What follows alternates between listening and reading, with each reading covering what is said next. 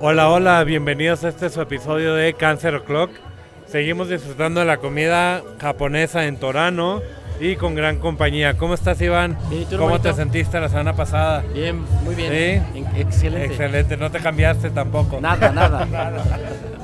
Nada, dije Bienvenido. igual. Bienvenido de vuelta. Nos uniformamos otra vez para venir a grabar, ¿eh? Exacto, Gary, ¿tú cómo estás? A todo dar, amigo, aquí disfrutando del ambiente en Torano. La verdad es que muy agradable, muy recomendable. Si se dan una vueltita por Puebla, por favor no dejen de visitarlo. Una gran vista también. Sí, y pues encantado de tenerte aquí en tu casa, Cancer O'Clock, mi estimado Iván.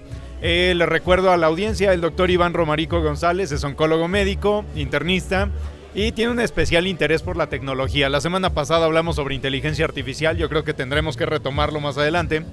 Pero en esta ocasión nos gustaría hablar de algo que suena súper elevado y molecular, difícil. Biomarcadores. ¿Qué es esto de biomarcadores, Iván? Bueno, Iván. el biomarcador... Yo sentí la pedrada y dije, ay, ya, me salvé. a mí no ya me estamos toca. haciendo el rolling para sacarte, ¿eh? Desde el punto de vista biológico, es un indicador biológico que nos permite a los médicos tomar decisiones, que se puede medir. Entonces, un biomarcador podría ser una alteración genética, el nivel de un antígeno, de un marcador tumoral, o el nivel simplemente de hemoglobina, ¿no? El nivel de sangre que tienes. Entonces, eso es un biomarcador. Es decir, es como una señal específica que tiene alguna enfermedad de un paciente y que es de utilidad para su diagnóstico o su tratamiento. ¿Estoy bien? Así es. Perfecto. George, tú usas biomarcadores todo el tiempo, ¿no? Todo el tiempo, y es una realidad que estos biomarcadores están en todo nuestro cuerpo. Los podemos medir en sangre, los podemos medir en orina, los podemos medir en heces, en los tejidos, en las biopsias. Tenemos que buscarlos. El problema es que esos biomarcadores pues han ido evolucionando y recuerdo que esos primeros intentos por ahí de los 70s fueron justamente estos mal llamados, digo yo, marcadores tumorales, que pretendían que en una muestra de sangre pudiéramos saber si alguien tiene cáncer o no. Más adelantito les platicaremos ya completo de marcadores tumorales, pero bueno, fue una gran idea, creo yo, solo que fue muy difícil y pues no funcionó al final del todo el decir tiene cáncer con una sustancia, ¿no? Y también pues la tecnología de hace 50, 60 años pues no estaba en ese nivel. Pero ahora sí. ¿Qué biomarcadores usas tú, Iván, digamos, en la práctica cotidiana? ¿Qué es más útil de buscar en un paciente? Bueno, es muy importante decir que casi cada paciente tiene un biomarcador esencial o especial. Casi cada neoplasia tiene sus marcadores especiales para tomar decisiones o simplemente para evaluar un pronóstico o un riesgo, ¿no? Y por ejemplo, para cáncer de pulmón hay 10 dianas al menos identificadas que te permiten dar un tratamiento específico, te permiten dar un pronóstico y un tratamiento más adecuado, ¿no? Entonces, esta medicina de precisión ya tiene mucho tiempo, ya lo mencionaste.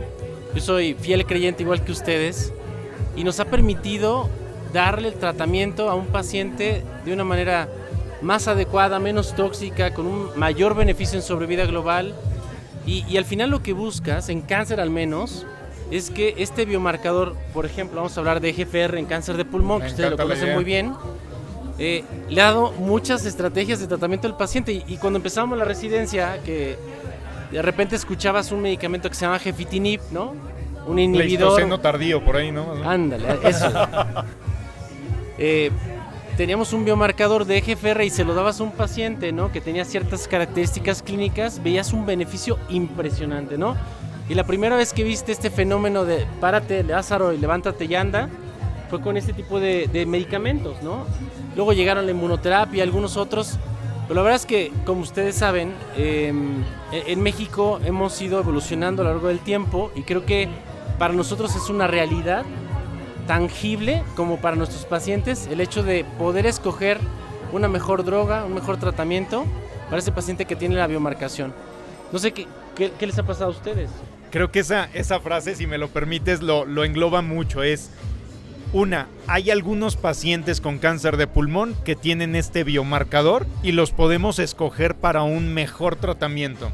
Que si se los damos a ellos va a funcionar mucho mejor que solo quimioterapia.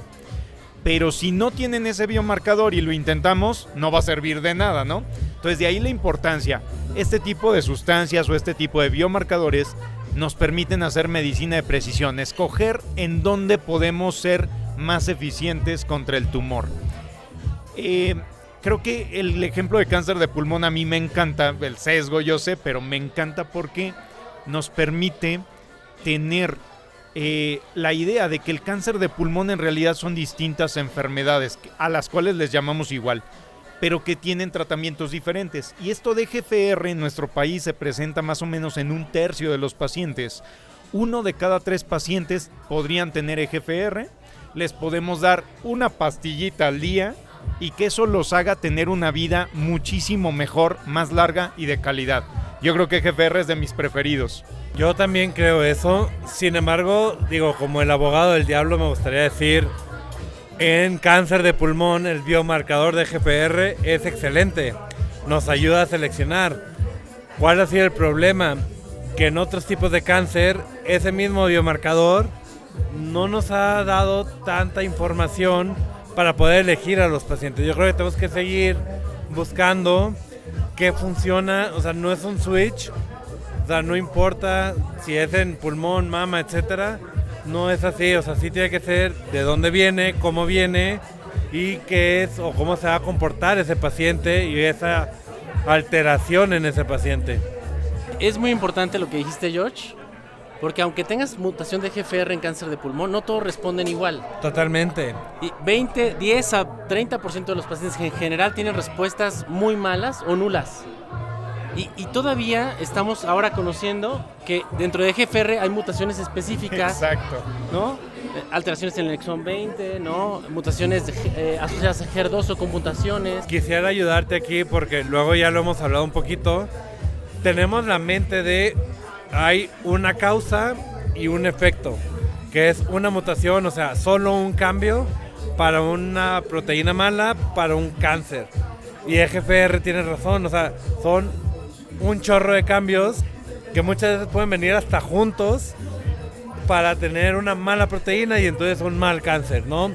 Entonces a eso ibas, ¿no? O sea, que no es una mutación, o sea, solo un cambio de una letra, sino una inversión, se borra, se agregan cosas o letras en el código genético y eso cambia la proteína. Y cambia el pronóstico y cambia la respuesta de los pacientes de día a día, ¿no? Son bien pesimistas ustedes porque dicen, no, es que cambia, ya no funciona. Vamos con lo que sí funciona. Afortunadamente ahora tenemos cambios en un exón 20 y sabemos que podemos usar un medicamento en específico, un amivantamab.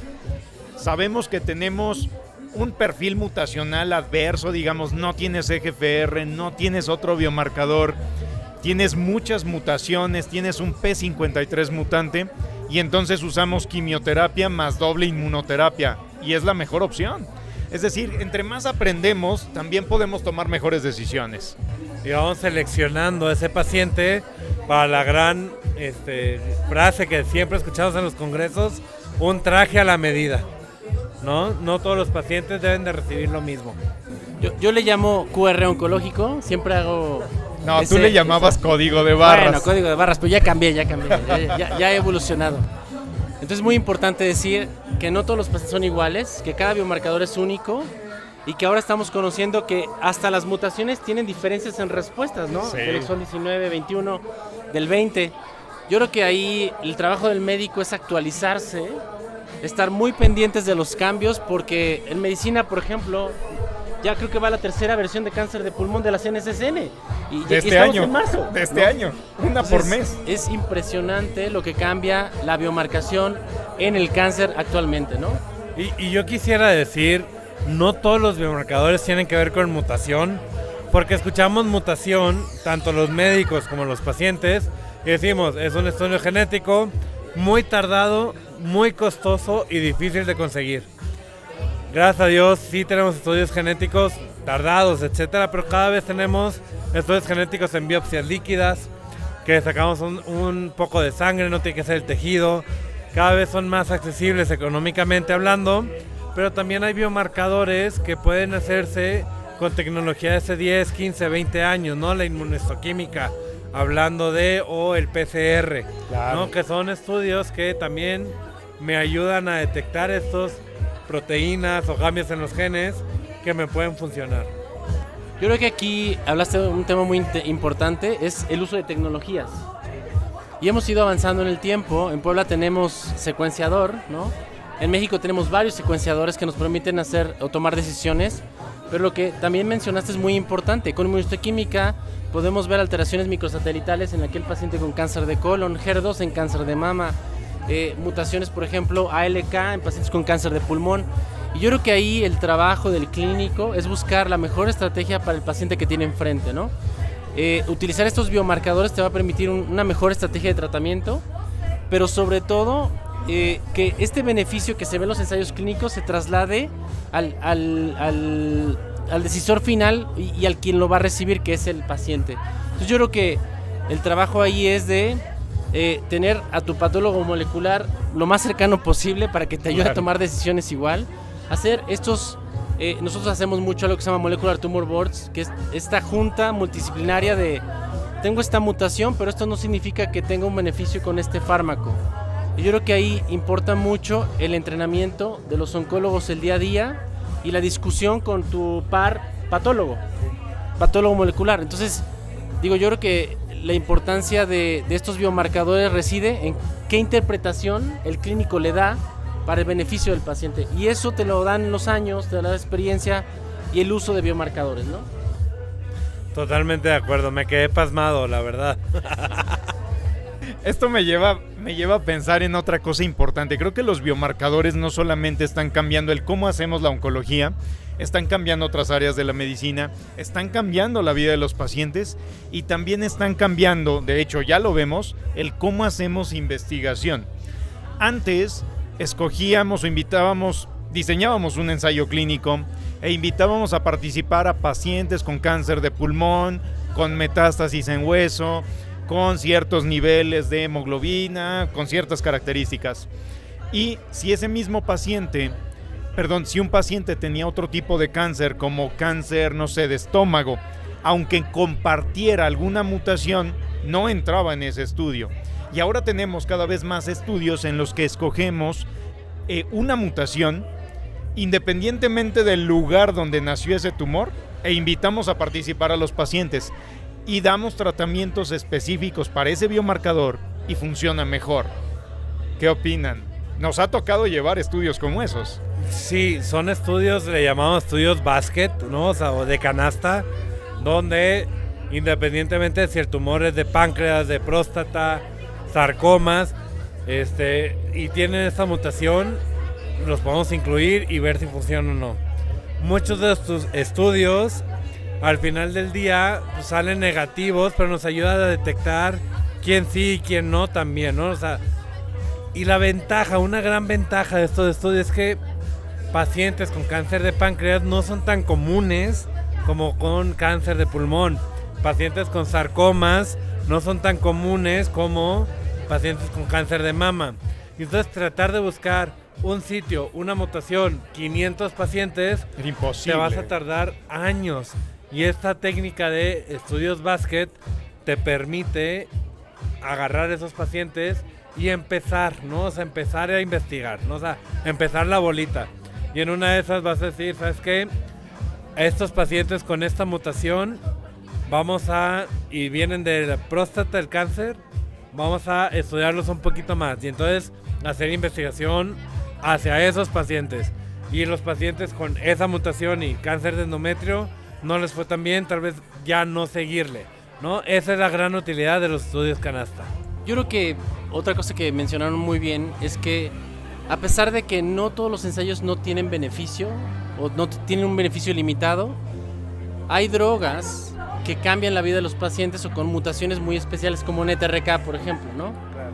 Este tipo de tratamientos en sarcomas en donde el pronóstico era muy malo, no teníamos drogas que fueran activas, en neoplasias de pulmón, en neoplasias de glándula salival, en neoplasias muy extrañas, podemos darles un beneficio a los pacientes que es impresionante cuando lo ves, ¿no? Entonces yo creo que este tipo de ensayos clínicos nos permiten, más allá de conocer a quienes no, quienes sí son beneficiarios de este tipo de tratamientos. Y al final de cuentas, todos estos estudios y esta investigación ya tiene un par de años que FDA, EMA aprueba medicamentos no para un cáncer de un órgano, sino un cáncer con una mutación específica.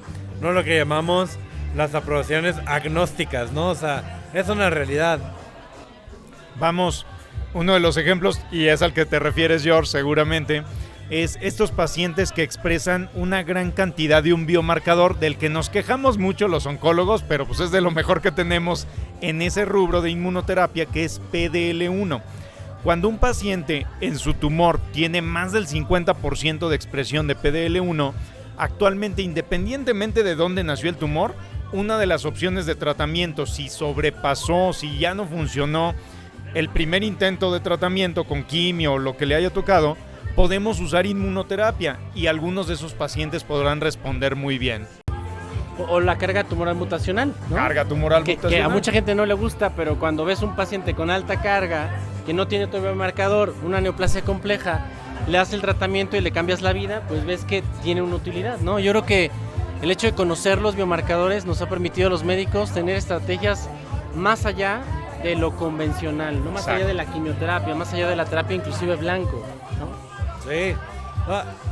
Parece que soy el malo del programa. Sí eres. Diciendo, no le funciona a todos, hay que elegirlos bien, ¿no? Al final de cuentas, pero es una realidad, son excelentes medicamentos y les pueden ir muy bien a muchos pacientes. Yo creo que eso es importantísimo. Me gustaría hacer un paréntesis. Nos acaban de poner aquí Forever Young. No sé si es un mensaje personal. Me lo dicen a mí, hermanito. Me lo dicen a mí, gracias. Sí, no, a mí no me tocó de joven, entonces les toca a ustedes, amigos. Ay, oílo.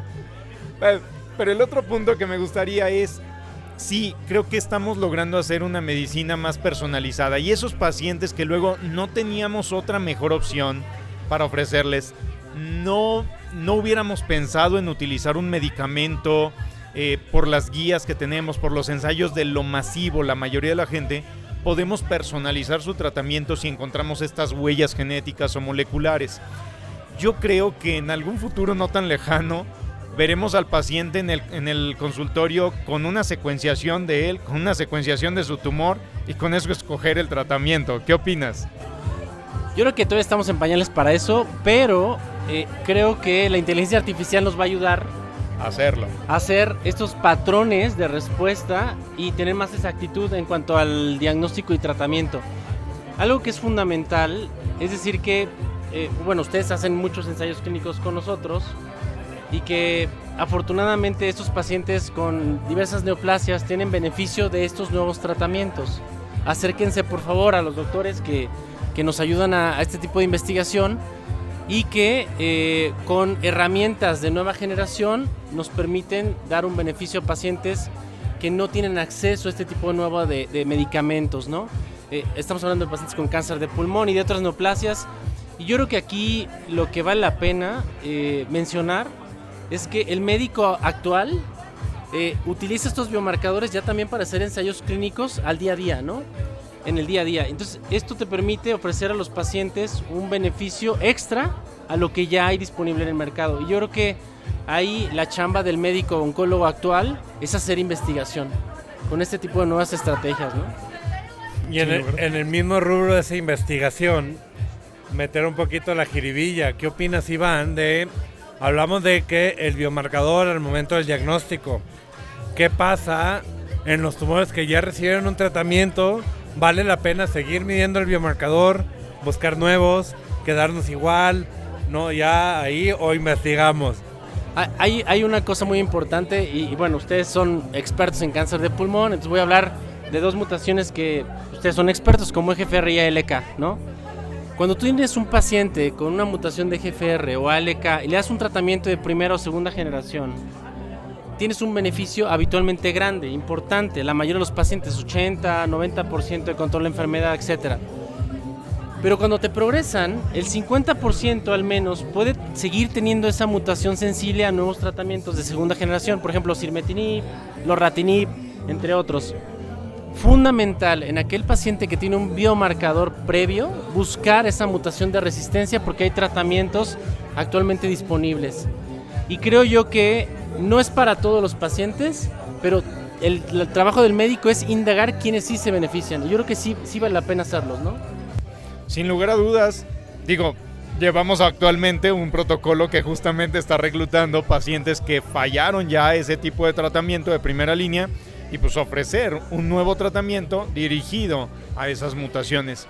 Sin lugar a dudas está cambiando estos biomarcadores el cómo vemos la medicina, cómo la ejecutamos y cómo hacemos investigación clínica.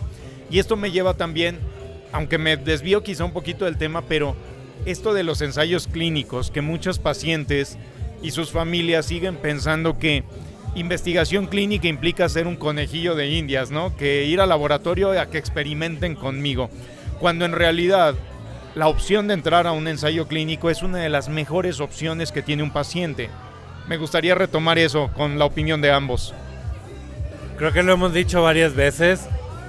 El ensayo clínico no eres el primero, o sea, aunque sea el ensayo clínico, probablemente no eres el primer paciente que ya recibió una droga, un estudio o cualquier otra cosa que se esté investigando. Ya hasta las guías internacionales casi te ponen, el estándar es Ensayo tal clínico. tratamiento o ensayo clínico, ¿no? A veces lo ponen al principio, ¿no? A veces lo ponen primero, exactamente. Cáncer de páncreas es al Ensayo principio. clínico, claro. ¿Por qué? Porque pues, al final de cuentas tenemos cosas que funcionan, pero no nos podemos quedar con lo que funciona, que sabemos que pudiera haber algo mejor, ¿no? Y entonces el ensayo clínico es una gran herramienta.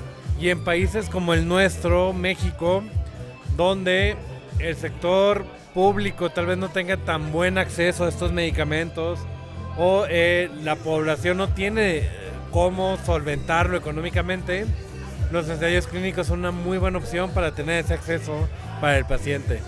Yo creo que, como les dije, ahora el oncólogo tiene esa responsabilidad de hacer ensayos clínicos para beneficiar a sus pacientes, independientemente que tengan seguro o no tengan seguro, de gastos médicos, seguro social, IMSS, es darle una mejor alternativa potencial al paciente, y yo creo que eso es algo que se debe hacer al día a día, ¿no?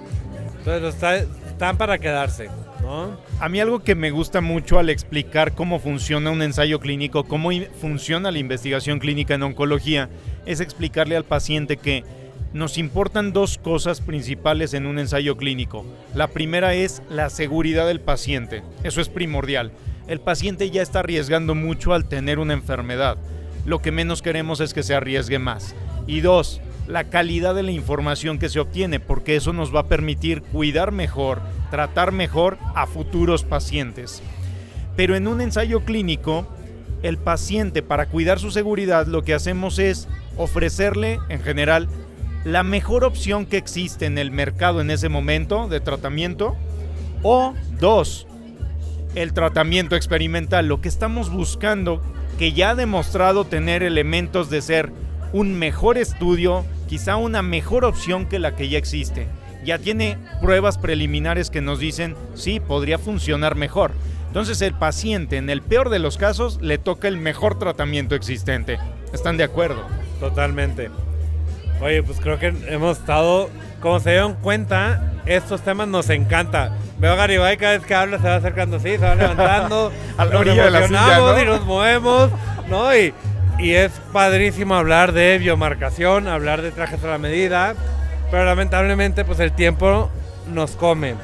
Entonces, como es tradición, Garibay, empiezas tú. ¿Cuáles son tus 2 puntos para que termine Iván?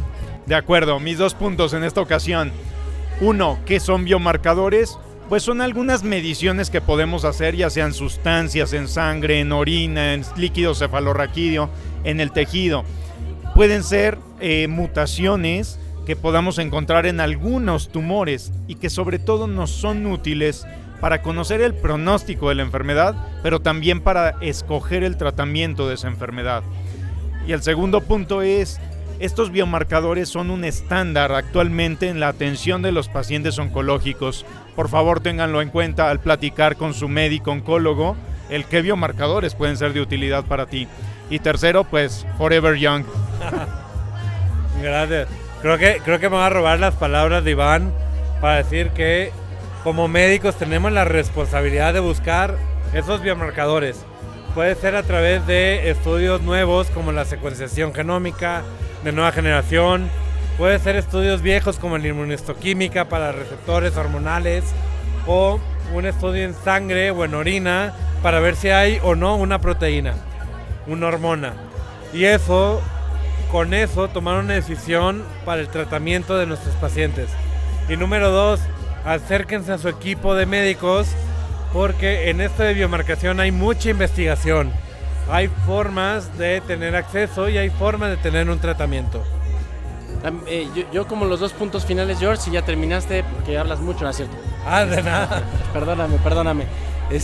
Yo diría que es importante decir que los biomarcadores, muchas farmacéuticas te apoyan si no tienes recurso para hacerlo. Entonces acércate con tu médico, él te podrá ayudar en ese sentido. Y 2, yo creo que la investigación en biomarcación es fundamental. Invito a todos los pacientes y a los médicos a hacer investigación con biomarcadores para apoyarlos con terapias de nueva generación y mejores beneficios. Muchas gracias por la invitación. Totalmente. Pues ahora sí, a cenar, comida Sí, japonesa. ahora sí, después de 4 semanas vamos a cenar. Imagínate, por fin. Pobre, ya dicen, déjenos la mesa. No hay de ser. No, hombre, pues muchísimas gracias a Torano, nuestros anfitriones. La verdad es que excelente la comida, vamos a disfrutar de ella. Y pues agradecer, George, como siempre. Y en esta ocasión también a Iván González. Gracias, hermano, Gracias, por apuntarte Gracias a este por venir, proyecto. por tolerarnos Hombre. nuestras bromas. Que ha habido peores episodios. Sí, Sí. Espero que no lo tomen a mal. Gracias por seguirnos, denle like, Cancer compártanos. O'Clock. Y si tienen alguna duda o comentario, pónganlo en la sección de comentarios.